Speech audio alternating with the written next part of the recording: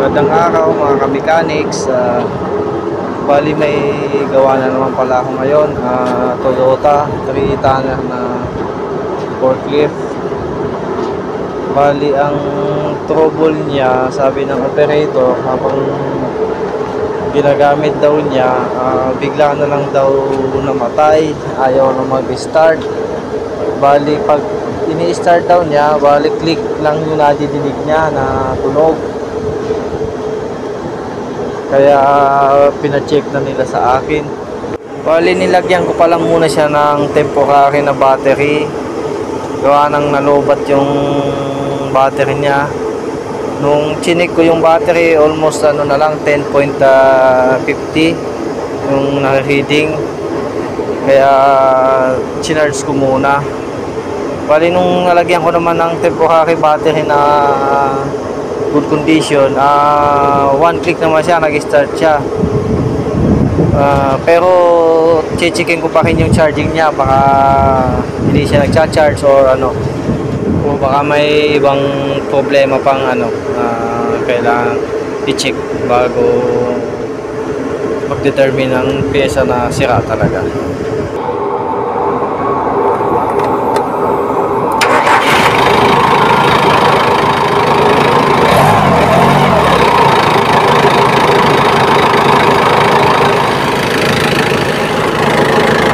Bali 12.8 lang yung nare-reading niya kahit i-accelerate.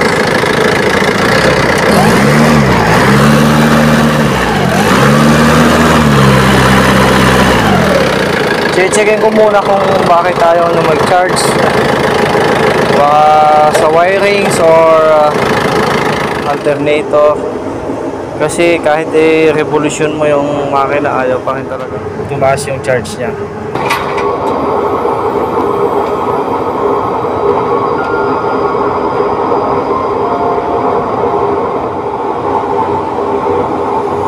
Mechanics, bali na-check ko pala to,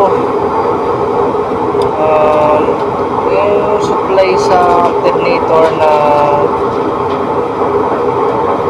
fuse, bali putol siya, wala siyang ano, wala siyang, bali putol yung fuse niya. Ngayon lalagyan ko ng panibago. Ito okay to.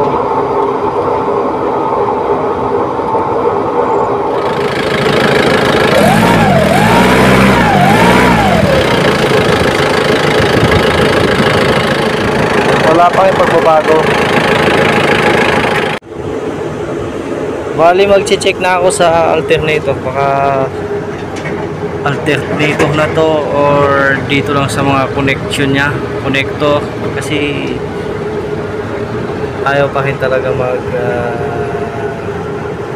charge na, ayaw pa rin tumaas yung voltage niya kahit nag-accelerate. Dapat umabot siya ng 13 o pataas pa, 13 to 14 volts. Bali na trace ko na pala mga kamekani kung saan may problema, kaya ayaw mag-charge ng alternator. Dito sa connector niya, bali putol na pala, kaya pala ayaw niya ng mag-charge. Bali dito pala siya nagka-problema, yan, putol yung supply na positive papunta doon sa alternator. Hindi kasi siya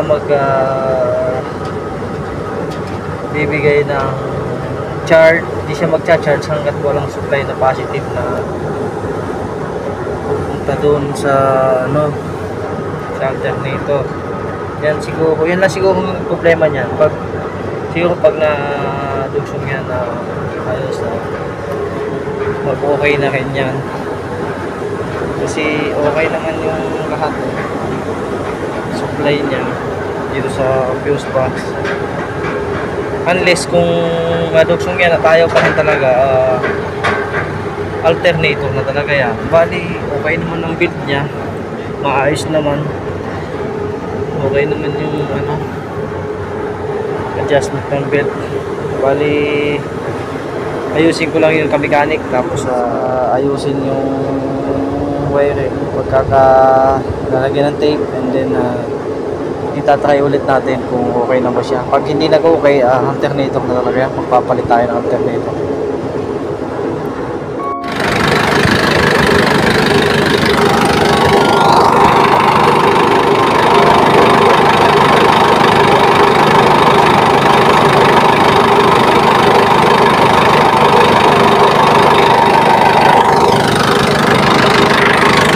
Bali, okay na para mga kamekanik yung ano,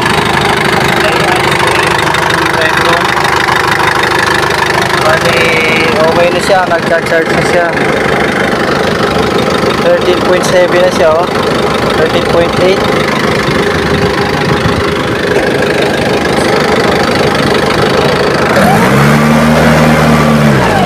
14 volts.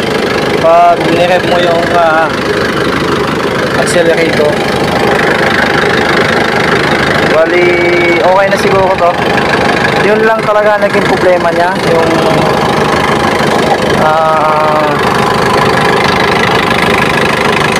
sa wire na naputol.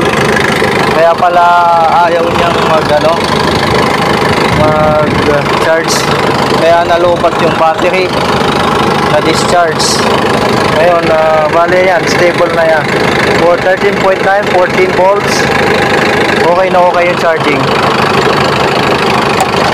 Bali, okay na to. Pwede na natin ipagamit sa operator kasi hindi na malulupa to. Bali, ipapalik na lang yung original na battery niya, tapos i-endorse ko na doon sa operator na okay na yung unit.